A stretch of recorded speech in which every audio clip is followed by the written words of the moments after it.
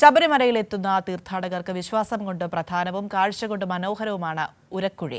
കാനന വഴിയിലൂടെ ഉള്ളിലേക്ക് നടന്ന് ഉരക്കുഴിയിൽ കുളിക്കാനെത്തുന്ന തീർത്ഥാടകർ നിരവധിയാണ്. മഴ മാറി നിന്ന ശബരിമലയിലെ ഉരക്കുഴി വിശേഷം കൂടി നമുക്കൊന്ന് കണ്ടു നോക്കാം. അപ്പോൾ ഇന്ന് നമ്മൾ പോകുന്നത് ശബരിമലയിൽ ഒരുപാട് തീർത്ഥാടകരെത്തുന്ന ഉരക്കുഴിയിലേക്കാണ്. അവിടെ നമ്മുടെ മനുസ്വാമിയും നന്ദുസ്വാമിയും കാത്തിരിപ്പുണ്ട്. പോകാം അങ്ങോട്ട്.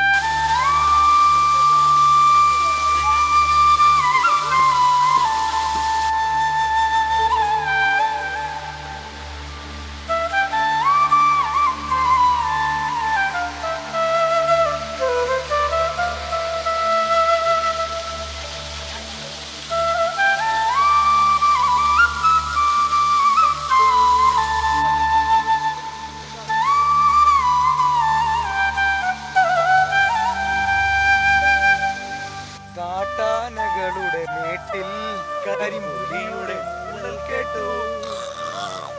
മിക്കവാറും ഇവനെ കാട്ടാനല്ലയോ പുലി പിടിച്ചുകൊണ്ടു. കാട്ടാനെന്ന് പാട്ടും കറന്ന ഒച്ചയും ഏതാനേടാ ഇങ്ങനെ വെച്ചുണ്ടാക്കിയത്. അപ്പോൾ നമ്മളിത് ഇപ്പം അവസാനം ഈ ഉരക്കുഴി എന്ന് കേട്ട ഉരക്കുഴിയിലൂടെ യാത്രയല്ലേ? അതെ അതെ, നമ്മൾ പലവട്ടം പറഞ്ഞു കേട്ടിട്ടുണ്ട് ഉരക്കുഴി എന്ന്. ഇത് ആദ്യമായിട്ടാണ് ഉരക്കുഴി നേരിട്ട് കാണാൻ വേണ്ടി.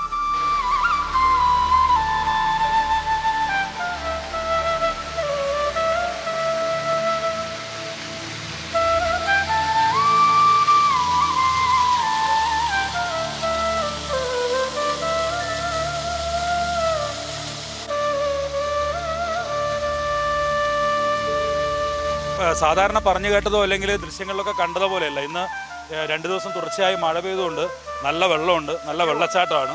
അതുകൊണ്ട് തന്നെ ഈ തീർത്ഥാടകരൊക്കെ ഇവിടെ എത്തി കുളിക്കാനൊക്കെ എത്തുന്നുണ്ട്. പോലീസിന്റെ വളരെ ക്ഷീണിച്ചെത്തുന്നവരാണ്. എന്നിട്ടാണ് അയ്യപ്പനെ കാണാൻ. അതെ, ഔഷധ ഗുണമുണ്ടെന്നൊക്കെയാണ് ഈ പഴമക്കാർ പറയുന്നത് ഉരക്കുഴിയെ കുറിച്ച്. ഉൾമൂടി വഴിയുള്ള യാത്ര അങ്ങനെയാണ്. ഭയങ്കര ഔഷധ ഗുണമുള്ള ഒരു ഓക്സിജനൊക്കെ ശ്വസിച്ചാണ് അവർ ഇങ്ങോട്ട് വരുന്നതെന്നുള്ളതാണ്. ഭയങ്കര അത്രയും ഈ തീർത്ഥാടനം ഏറ്റവും കഠിനമാണെങ്കിലും പക്ഷേ അത് ആരോഗ്യത്തിന് കൂടി വലിയ ഗുണകരമാവുന്ന നിലയിലുള്ള ഒരു യാത്രയാണ്. കുളിക്കുന്നുണ്ടോ? കുളിക്കാം. നിങ്ങളല്ലേ കുളിക്കണം, നിങ്ങളല്ലേ ഇതൊക്കെ കഴിഞ്ഞു വന്നവര്. നമ്മുടെ 2 ദിവസമായിട്ട് ഇവിടുത്തെ തണുപ്പൊക്കെ ആസ്വദിച്ച് ജീവിക്കുക. അപ്പം ഉരക്കുഴിയിലൊരു കുളി ഇവിടെ എത്തിയാൽ അത് നിർബന്ധമാണ്. ആയിക്കോട്ടെ.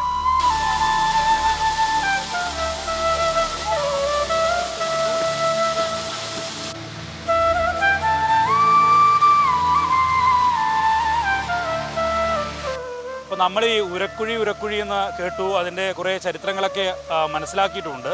എന്താണെന്ന് ഈ ഇവിടെ കുളിക്കാനൊക്കെ എത്തിയ തീർത്ഥാടനത്തെത്തിയ ചേട്ടനോട് തന്നെ നമുക്ക് ചോദിക്കാം.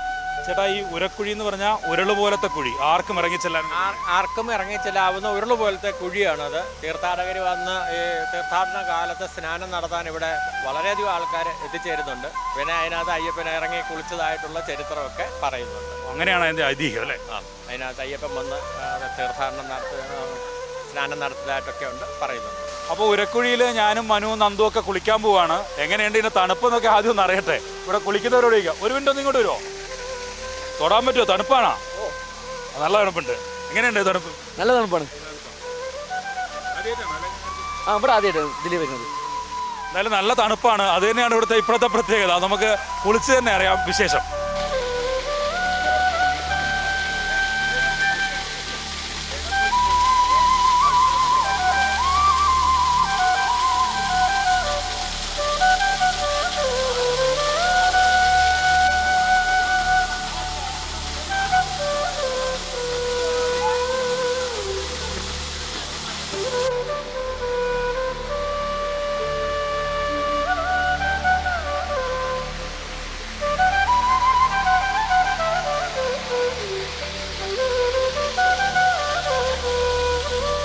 അപ്പൊ നന്ദു, മനു, അങ്ങനെ ഉരക്കുഴിയിലെ ഒരു അടിപൊളി കുളി കഴിഞ്ഞു.